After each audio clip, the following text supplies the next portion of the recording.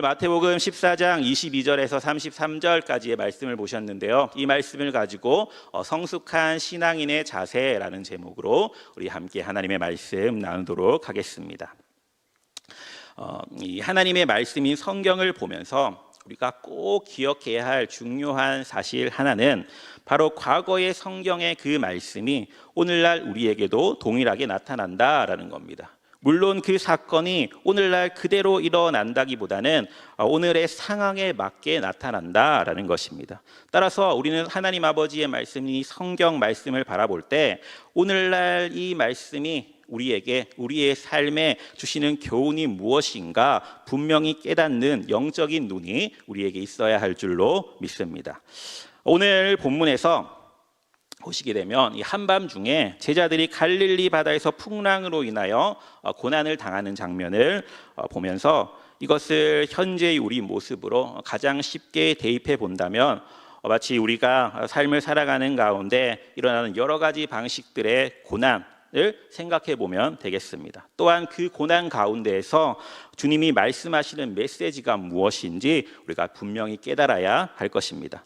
따라서 오늘 읽으신 이 본문의 말씀을 우리가 하나씩 살펴보면서 오늘날을 살아간 우리의 삶 속에서 겪게 되는 이 고난의 순간 가운데 우리가 어떠한 자세를 취해야 하는지를 이 말씀을 통해 배우고자 합니다. 오늘 살아가는 우리에게 있어 믿음이 과연 믿음이란 무엇인가, 또한 신앙이란 무엇인가, 또한 성숙한 신앙인의 자세는 어떠한 자세인가를 묵상하는 귀한 시간 되시길 주님의 이름으로 축복합니다. 말씀을 나누기에 앞서서 우리의 현재의 신앙의 모습을 한번 곰곰이 생각해 보시길 바랍니다. 우리의 입술로는 또 우리의 머리로는 분명 예수님이 어떠한 분이시며 우리가 어떠한 삶을 살아야 하는지 너무나 잘 알고 있습니다. 하지만 막상 그 삶의 정황들이 나에게 주어지고 풍랑과 같은 그러한 현실 앞에 우리가 부딪히게 되면 그때 우리의 믿음은, 우리의 신앙은 어떠하십니까?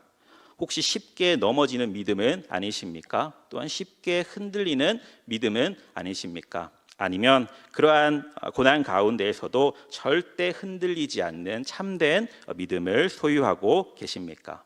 말씀을 나누시며 우리의 신앙을 점검해보는 귀한 시간 되시길 주님의 이름으로 축복합니다.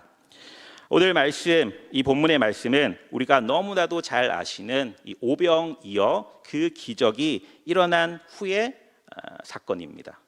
예수님께서 오병이어의 기적을 베푸신 후에 이 제자들을 건너편으로 보내시는 것을 확인할 수가 있는데 오늘 본문 22절 말씀을 보니까 예수님께서 제자들을 재촉하사 보내셨다라고 22절 말씀에 나타납니다.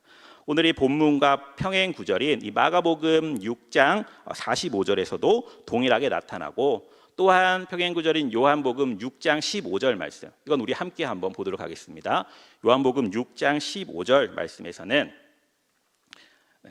함께 읽겠습니다. 시작.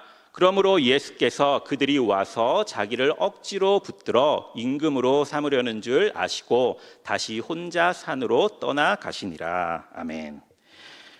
오늘 본문 22절에서는 제자들을 재촉하셨고 또 요한복음 6장 15절 말씀을 보니까 그들이 와서 자기를 억지로 붙들어 임금으로 삼으려는 줄 아시고 다시 혼자 산으로 떠나셨다라고 말씀하고 계십니다. 이렇게 기록된 것으로 봤을 때 예수님께서 오병이어의 기적을 행하신 후에 왜 그렇게 제자들을 재촉하며 그곳을 떠나게 하셨는지 그 이유를 우리가 짐작해 볼 수가 있습니다. 마태복음과 마가복음 그리고 방금 읽으신 이 요한복음 말씀을 종합해서 보면 예수님께서는 오병이어라는 이 놀라운 기적을 베푸셨지만 사람들은 그 기적을 통해서 예수님을 하나님의 아들로 바라보기보다는 예수님을 그저 능력 있는 정치적인 왕, 인간의 왕 정도로 보았고 제자들 또한 그러했던 것 같습니다.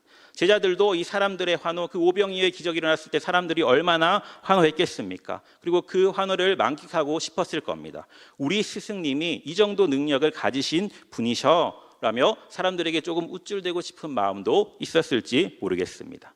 따라서 예수님께서는 그러한 마음들을 아시고 또 사람들이 자기를 임금으로 삼으려 하시는 줄, 정치적인 왕으로 이야기하는 거죠. 그렇게 삼을 줄로 아시고 제자들을 재촉해서 배를 태워 바다 건너편으로 보내시는 겁니다. 그리고 난 후에 23절 말씀을 보니까 예수님께서는 홀로 기도하시기 위하여 산으로 올라가셨음을 우리가 본문 말씀을 통해서 확인해 볼 수가 있습니다. 여기서 우리가 예수님의 그 감정을 우리가 명확히 잘 알 수는 없지만 인간의 입장에서 한번 생각해 보면 예수님의 마음이 어땠을까요? 분명 그 오병이어의 기적을 통해서 예수님께서 사람들이 깨닫고자 했던 것은 예수님이 하나님의 아들이심을 깨닫고 정말 이 정치적 왕이 아니라 정말 우리의 영혼을 구원해 주실 영적인 메시아다라는 걸 사람들이 깨닫길 원했지만 사람들의 그 무지를 바라보면서 무지에 대한 탄식하는 마음이 있었을지도 모르겠습니다. 또한 하나님의 도움을 바라는 간절한 마음, 이러한 것들이 뒤섞인 아주 복잡한 심정을 가지고 기도하러 올라가셨을 것이다 라고 추측해 볼 수가 있습니다. 그런데 이처럼 예수님께서 이러한 답답한 심정과 이러한 혼란의 시기에 진리를 깨닫지 못하는 사람들과 또 제자들을 바라보면서 다른 어떠한 것을 의지하기보다 누구를 의지하셨음을 우리가 알 수 있습니까? 바로 하나님 아버지를 의지하셨음을 우리가 본문을 통해 확인할 수가 있습니다. 하나님을 의지하며 홀로 기도하셨다라는 이 사실을 우리가 말씀을 통해 분명히 기억하시길 주님의 이름으로 축복합니다. 여기서 바로 우리는 이 성숙한 신앙인의 자세의 한 가지를 발견할 수 있습니다. 무엇입니까? 우리의 삶 가운데 때로는 누군가 나의 마음을 몰라주고 또한 그로 인해서 힘이 들고 삶의 여러 가지 상황들로 인하여서 너무나 답답한 마음이 생겨날지라도 성숙한 신앙인은 하나님을 의지하며 하나님께 기도해야 함을 분명히 깨닫게 됩니다. 예수님께서 그러하셨듯이 오늘을 살아가는 우리 또한 이 예수님을 본받아서 심적으로 육적으로 지금 여러 가지 어려운 상황 가운데 계신 분들 계시리라 생각됩니다. 그러한 힘든 상황이 내 앞을 가로막는다라고 할지라도 그 순간 우리가 가장 먼저 해야 할 일이 무엇입니까? 바로 하나님께 간절히 기도하는 것임을 믿으시길 기억하시고 그대로 실천하시는 저와 여러분들 되시길 주님의 이름으로 축복합니다. 이어서 말씀을 보시게 되면 이제 시간이 꽤 흘러가게 됩니다. 25절 말씀을 보니까 예수님께서 이 배에 있는 제자들에게 다가오신 시각이 밤 사경 정도였다라고 합니다. 여기서 사경이라고 하면 오늘날 시간으로는 새벽 3시부터 6시까지를 우리가 밤 사경이라고 볼 수가 있겠습니다. 이 시간이 어떠한 때입니까? 굉장히 밤이 깊고 평소 같았으면 잠자리에 들어있을 그러한 시간입니다. 그런데 그 시간까지 제자들은 아직도 바다를 건너지 못한 상태였다는 것이죠. 제자들이 출발한 시각을 우리가 한번 생각해 보면 23절에 예수님께서 제자들을 이제 보내신 후에 바다 건너편으로 보내셨습니다. 보내신 후에 이제 저물매라고 나타나 있습니다. 저물었다는 것은 즉 날이 저물었다, 해가 저물었다라는 겁니다. 우리가 보통 해가 저무는 시간이 언제쯤입니까? 보통 6시, 아무리 늦어도 8시, 9시 정도면 해가 저물게 되는 것이죠. 즉 아무리 늦어도 저녁 8시, 9시 그 전쯤에 제자들이 바다 건너편으로 배를 출발시켰을 겁니다. 하지만 제자들이 이 배로 출발한 후에 불과 몇 킬로 전진하지 못한 상태에 머물러 있었다라는 거죠.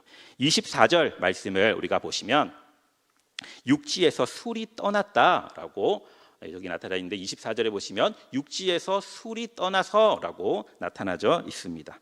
이 말씀과 또한 평행 구절인 요한복음 6장 19절 말씀을 보시게 되면 10여리쯤 가다가라고 나타나 있습니다. 저 수리를 떠나서가 10여리쯤 가다가라고 나타나져 있는데 여기서 10여리란 그 당시에 거리 측정 단위인 스타디온 로 환산해 보면 약 25에서 30 스타디온쯤 되는 거리입니다. 여기서 1스타디온은 물론 이 편차가 있겠지만 제가 확인해 본 그 주석 자료에 의하면 약 184.85m 정도가 됩니다. 그러므로 이 25에서 30 스타디온이라는 것을 환산해 보면 약 4.6km에서 5.5km 되는 거리가 되는 것입니다.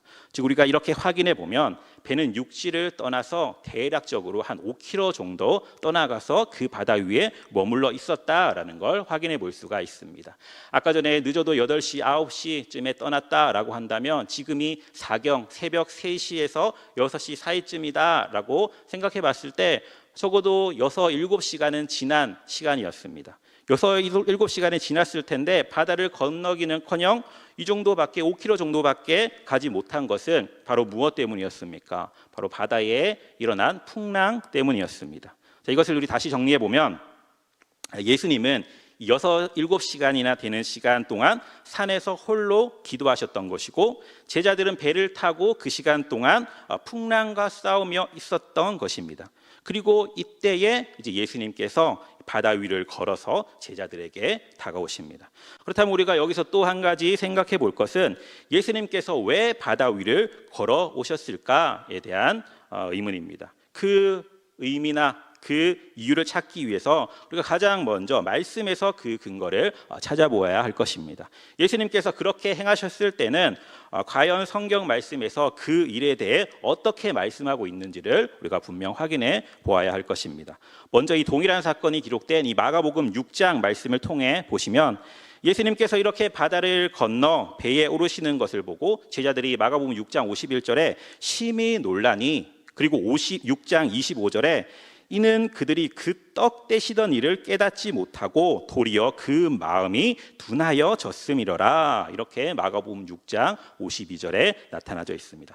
떡 떼시던 일을 깨닫지 못하고, 이것은 이 오병이어의 기적을 깨달으시는 그 사건을 깨닫지 못하고 라고 우리가 생각하면 되겠습니다. 이 말씀이 주는 의미는 무엇입니까? 예수님께서 바다 위를 걸어오셨을 때 그 일을 통해 제자들에게 주시려던 그 교훈이 결국 이 오병이어의 기적과 유사한 성격을 가지고 있다라는 점을 우리가 짐작해 볼 수가 있는 것입니다.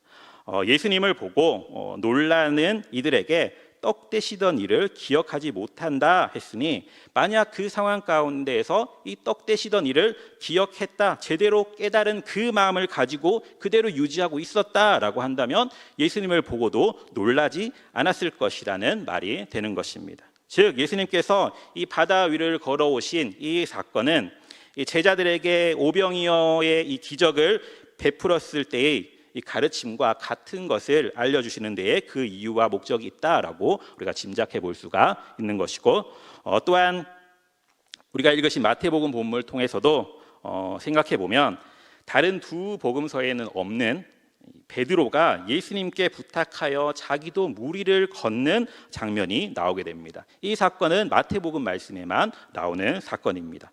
여기서도 베드로가 이 바람을 보고 물에 빠지게 되자 예수님께서 다른 것을 나무라신 것이 아니라 그의 믿음을 나무라셨죠. 본문 마태복음 14장 31절 말씀을 보시게 되면 믿음이 작은 자여 왜 의심하였느냐라고 말씀하십니다. 그의 믿음에 대해서 나무라고 계심을 우리가 확인해 볼 수가 있습니다. 그럼 이 마가복음과 이 마태복음의 두 가지 사실을 우리가 정리해 보면, 앞서 말씀드린 마가복음에서도 그렇고 또한 이 마태복음에서도 그렇고 예수님께서 바다 위를 걸어오신 사건은 결국 제자들에게 참된 믿음을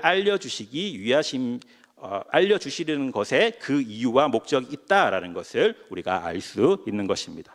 바다 위를 걸어오신 그 예수님을 본 제자들도 제대로 된 믿음이 있었다면 놀라지 않았을 것이고, 베드로도 그 마음 가운데 제대로 된 믿음이 있었다라고 한다면 물에 빠지지 않았을 것이다 라는 말입니다.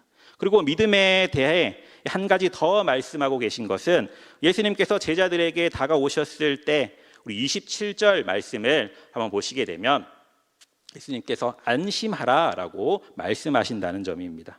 우리가 성경 말씀을 보시다 보면 예수님께서 오늘 본문과 비슷한 일을 행하신 적이 있습니다. 마태복음 8장 말씀에 보시면 그 본문에 예수님께서 비슷하게 무서워하고 있는 제자들에게 예수께서 이르시되 어찌하여 무서워하느냐, 믿음이 작은 자들아라고 말씀하고 계십니다. 그렇게 말하자면 이 무서워하는 것은 결국 믿음이 작기 때문임을 이야기하는 것입니다. 그때도 이제 광풍을 만나서 머물러 있을 때 무서워하는 그 이유가 믿음이 작기 때문이다라고 이야기하고 있는 것이죠. 마태복음 8장 26절에 나타나져 있는데, 그런 점에서 예수님께서 오늘 본문 27절을 보시며 안심하라라고 하시는 이것은 결국 어찌하여 무서워하느냐라는 말씀과 비슷한 말씀으로 우리가 생각하면 되겠습니다. 어찌하여 무서워하느냐, 무서워하지 마라, 안심하라, 즉 이러한 말씀인 것이죠. 결국 이 말씀을 통해서도 예수님께서 제자들에게 요구하고 계신 것은 믿음이라는 것을 확인해 볼 수가 있습니다. 믿음을 가져서, 믿음이 작은 자가 아니라 정말 큰 믿음을 가져서 두려워하지 말고 안심하라라는 것으로 우리가 확인해 볼 수가 있는 것이죠. 그리고 이 마태복음 8장 사건에서는 그 사람들이 8장 27절에 그 사람들이 놀랍게 여겨 이르되 이가 어떤 사람이길래 바람과 바다도 순종하는가라고 단순히 그 기적에 대한 놀람을 표현했던 것과 달리 이제는 전혀 다르게 오늘 본문 14장 33절 말씀을 확인해 보시면 진실로 하나님의 아들이로소이다 라고 하나님에 대한 분명한 고백을 하는 것을 우리가 확인해 볼 수가 있습니다. 제자들의 믿음이 이전보다 마태복음 8장에서보다 더욱더 전진하고 믿음이 나아진 것을, 즉 성숙한 믿음을 보인 것을 우리가 확인할 수가 있는 것이죠. 즉 이러한 고백을 통해서 우리가 확인할 수 있는 분명한 사실은 예수님께서 행하신 이 기적이 바로 믿음과 관련되어 있고, 이 믿음의 성숙을 이루시기 원하시는 하나님의 분명한 뜻이 있다라는 사실을 우리가 꼭 기억하시길 주님의 이름으로 축복합니다. 나아가 오늘 본문 27절 말씀을 보시게 되면 우리 27절 말씀 함께 읽어보도록 하겠습니다. 27절 말씀입니다. 함께 읽습니다. 시작. 예수께서 즉시 이르시되 안심하라, 나니 두려워하지 말라. 아멘. 안심하라라고 하시고 그 뒤에 뭐라고 말씀하십니까? 나니 두려워하지 말라라고 말씀하셨음을 볼 수가 있습니다. 이때 나니라는 이 문구는 아주 유명한 예수님의 자기 선언입니다. 우리가 작년 하반기 특별 새벽기도 대행군 때 어떠한 주제로 말씀을 나누는지 혹시 기억하십니까? 담임 목사님께서 I am 이라는 주제를 가지고 사도 요한이 요한복음에 나타난 예수님의 7가지 자기 정체성에 대해서 우리가 말씀을 나눴습니다. 다들 기억하시죠? 나는 누구누구다, 나는 누구누구다 이렇게 말씀하셨습니다. 나는 생명의 떡이다, 양의 문이다, 내가 길이요 진리요 생명이다, 부활이요 생명이다, 이런 것들을 예수님께서 자기 선언을 하셨습니다. 그런 요한복음의 총 7번의 자기 선언이 나오시는 거죠. 이처럼 나는 누구누구다라는 이러한 문구는 구약에서도 하나님께서 자신을 이스라엘에게 소개할 때 사용하신 그러한 유명한 용어입니다. 예를 들면 출애굽기 3장 14절 말씀을 보게 되시면 나는 스스로 있는 자니라 라고 말씀하십니다. 스스로 있는 자가 무엇입니까? 누구에 의해서 창조된 것이 아니라 스스로 계신 분이시다라는 거죠. 이렇게 자기 선언을 하시는 것입니다.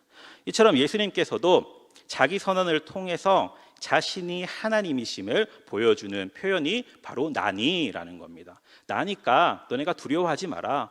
이처럼 전지전능하신 하나님의 아들이니까 너희가 두려워할 필요가 없다라는 것을 선언하고 계시는 겁니다. 즉 다시 말해서 예수님께서는 이 기적의 사건을 통해서 자기 자신이 실존적으로 어떠한 분이신지 또 제자들에게 알려주시기 위한 도구로서 이 기적을 사용하신 것이고, 따라서 이렇게 자신이 누구인지를 보여주시는 예수님 앞에서 우리들에게 요구되는 것은 바로 믿음의 고백일 줄로 믿습니다.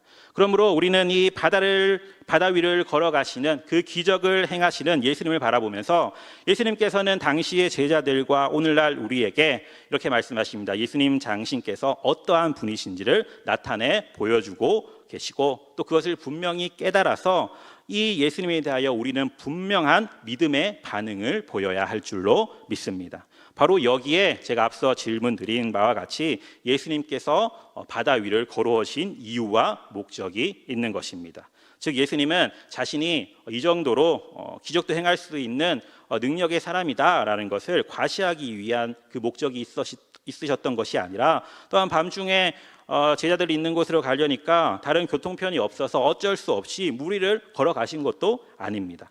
예수님은 바다 위를 걸으심으로 말미암아 우리에게 어떠한 것을 알려주시고자 하셨냐? 먼저는 예수님 자신이 어떠한 분이신지를 제자들에게 분명히 나타내기를 원하셨고, 또 예수님이 어떤 분이신지 알도록 요구하시는 그 주님 앞에 제자들은 그 예수님의 실체를 바로 보고 믿음으로 반응하기를 원하셨다라는 사실을 우리가 꼭 기억하시길 주님의 이름으로 축복합니다. 그렇다면 예수님께서는 우리가 과연 어떠한 믿음을 소유하기를 원하셨을까요? 무엇을 깨닫기를 원하셨을까요? 본문을 통해서 생각해 보면 결론적으로 예수님께서는 하나님의 아들이시며 또한 바다를 밟으시고 이기시는 분이다라는 사실을, 그 사실을 믿는 믿음을 소유하기를 원하셨다라는 걸 우리가 꼭 기억하시길 간절히 바랍니다. 과거 히브리 사람들은 이 바다라고 하는 것은 건너갈 수 없는 곳, 굉장히 공포의 대상으로 여겼습니다. 성경에도 바다는 이 파도가 흉흉하게 치는 곳으로 묘사하고 있습니다. 그렇기 때문에 이 바다는 슬픔의 상징이고 또한 고통의 상징이었습니다. 또한 구약 이사야 57장 20절 말씀을 보시게 되면 우리 이 말씀을 함께 읽어보도록 하겠습니다. 시작. 그러나 악인은 그 물이 진흙과 더러운 것을 늘 솟구쳐내는 요동하는 바다와 같으니라. 아멘. 여기 말씀을 보니까 바다는 이 악과 연관되어 비유되고 있음을 우리가 이 이사야 말씀을 통해서 확인해 볼 수가 있습니다. 따라서 이 바다는 두려움의 대상이었고 또 공포의 대상이었고 또한 이 죄와 악을 상징하기도 했다라는 걸 알 수가 있습니다. 하지만 그 바다를 바로 우리 예수님께서 이기셨다, 그 위로 걸어오셨다라는 것은 그 바다를 이기셨다라는 걸 의미하는 것입니다. 그 사실을 믿는 믿음을 우리가 소유하기를 원하셨다라는 것이죠. 그리고 그 사실을 보여주시고 오늘을 살아간 우리에게도 동일하게 말씀하고 계시는 겁니다. 우리 또한 이 바다를 이기신, 죄와 악을 이기신, 이 죄의 권세를 이기신 예수님을 믿고 의지하라라는 것을 우리가 분명히 깨달아 알기를 원하신다라는 겁니다. 이와 관련해서 우리가 이 바다, 성경에 나타난 여러 가지 이 물에 대한 이야기가 있지만 이 노아의 홍수 이야기가 있지 않습니까? 이 노아의 홍수를 한번 생각해 보시길 바랍니다. 노아는 사실 은혜의 삶을 살았지만 그의 삶은 결코 순탄하지 않았습니다. 노아 당시에 그 많은 사람들 중에서 단 한 명도 노아의 말을 듣고 삶을 돌이켜 방주에 탑승하지 않았습니다. 만약 이 노아를 오늘날의 목회자의 비교시켜서 보면 120년 동안 목회를 했지만 이 한 명의 회심자도 얻지 못한 그러한 상황이다라고 볼 수가 있는 것이죠. 그렇다면 과연 그의 마음 가운데, 그의 삶 가운데 즐겁고 기쁜 마음만으로 이 방주를 만들고 복음 전하는 삶을 살아갈 수 있었을까요? 아마도 인간의 관점으로 생각해 봤을 때 그렇지 않을 것입니다. 아무도 그의 말을 듣지 않고 아무도 그를 하나님의 사자로 인정하지 않았습니다. 모두 다 그를 마치 정신병자, 늙은이로 취급하는 그러한 취급을 당했습니다. 그 죄악 가운데서 노아의 삶이 즐겁고 행복했을까? 우리가 한번 상상해 봤을 때 그렇지 않았을 것이고 굉장히 힘들고 지쳤을 것입니다. 하나님의 그 뜻을, 하나님의 그 사명을 감당하기 위해서 살아가는 노아였지만 그의 삶이 굉장히 외로웠을 것이고 고독했을 수도 있습니다. 모든 이들은 다 죄에 빠져 살아가고 있는데 홀로 이 죄와 싸우는 삶을 살아가는 노아의 삶이 굉장히 힘들었을 것이다 라고 생각됩니다. 그런데 이 노아의 홍수가 일어났을 때 하나님께서 노아에게 입증해 주신 것이 무엇입니까? 바로 노아의 삶이 틀리지 않았다라는 것을 분명히 입증해 주셨습니다. 하나님께서 이 홍수를 통해서 세상을 심판하시며 그 가운데 잠기게 하시며 이 홍수의 물 위에 앉으셨고, 비록 노아는 어찌 보면 이 사람들의 조롱으로 이 힘든 120년의 세월을 보냈겠지만 하나님께서는 그가 믿고 바랬던 이 하나님의 은혜가 틀리지 않았음을 결국 확인시켜 주심을 우리가 말씀을 통해서 확인해 볼 수가 있습니다. 그것이 가능했던 이유가 무엇이겠습니까? 노아가 그와 같은 삶을 살 수 있었던 이유가 무엇이겠습니까? 바로 우리의 하나님은 바다와 같은 죄악을 밟으시고 승리를 거두시는 분임을 믿었기 때문에 가능했으리라 믿습니다. 하나님께서는 이 휘몰아치는 바다의 풍랑에 잠기시는 분이 아니라 그 위를 걸으시는 분이심을 믿기 때문에 이 모든 것이 가능할 줄로 믿습니다. 따라서 제자들 또한 자신들의 힘으로는 바다를 지날 수 없습니다. 또한 제자들 중에 특히 베드로는 평생을 이 바다에서 뼈가 굵은 어부의 삶을 살지 않았습니까? 이 몰아치는 이 폭풍 속에서 그러한 어부의 삶을 살았지만 그 몰아치는 폭풍 속에서 자기가 할 수 있는 것은 아무것도 없었습니다. 하지만 그 바다 위로 물이 없는 것처럼 예수님께서 걸어오셨고, 또한 그 물 위를 걷게 해 주실 수 있는 분도 바로 이 죄와 이 악의 악 가운데서 죄와의 싸움에서 승리하신 우리 주 예수님밖에 없음을 믿었기 때문에 그 베드로 또한 이 믿음의 기적을 이룰 수 있는 그러한 믿음의 용사가 되었다라는 사실입니다. 우리는 때때로 내가 무언가를 하면 그것으로 인해 내 삶을 변화시킬 수 있을 것이다, 내가 열심히 하면 되지, 내가 노력을 하면 되지라고 생각을 합니다. 하지만 우리가 그렇지 않다라는 것 우리의 삶을 통해서 너무나 잘 알고 계시지 않습니까? 우리는 그저 그냥 바다 위를 떠다니는, 바다 위를 표류하는 그러한 인생일 뿐입니다. 이 죄악의 바다를 이길 수 있는 분은 오직 우리 주 예수님밖에 없으시며, 이 새벽이 되기까지 기도하신 예수님께서 제자들을 위하여 바다 위를 걸어오셔서 이것을 믿으라라고 분명히 요구하고 계시는 것입니다. 그리고 이 사실을 믿을 때 우리의 두려움이 조금씩 사라지고 좀 더 성숙한 믿음을 소유하게 될 줄로 믿습니다. 그러한 믿음을 소유했기에 이제 이 베드로가 28절에 이렇게 이야기하고 있습니다. 우리 28절 말씀을 함께 읽도록 하겠습니다. 28절 시작. 베드로가 대답하여 이르되 주여, 만일 주님이시거든 나를 명하사 물 위로 오라 하소서 하니. 아멘. 네, 이 말씀이 의미하는 것이 무엇입니까? 베드로는 자신의 지식과 경험으로 물 위를 걸었던 것이 아닙니다. 자신의 재주나 능력으로 이 물 위를 걸었던 것이 아니었습니다. 자신의 모든 경험과 지식, 의심 다 내려놓고 주님께 기도합니다. 뭐라고요? 나를 명하여 물 위로 오라 하소서라고 하나님께 요구하고 있는 것입니다. 그러자 29절에 예수님께서 오라라고 분명히 말씀해 주십니다. 오라 말씀하시자 베드로는 어떻게 합니까? 발을 내딛기 시작했습니다. 그의 눈앞에는 여전히 산더미 같은 이 풍랑이 일어나고 있고 두려운 마음이 있었을 것입니다. 그러나 주님께 나로 하여금 물 위로 걷게 만들어 달라라고 요구를 했고, 예수님께서 오라라는 그 말씀에 즉각적으로 순종하는 그 믿음을 통하여서 베드로는 기적을 이루어낼 수가 있었다라는 사실을 우리가 꼭 기억하시길 주님의 이름으로 축복합니다. 따라서 여기서 성숙한 신앙인이 반드시 기억해야 할 또 다른 자세 하나는 바로 말씀에 의지하여 순종하는 자세임을 기억하시길 주님의 이름으로 축복합니다.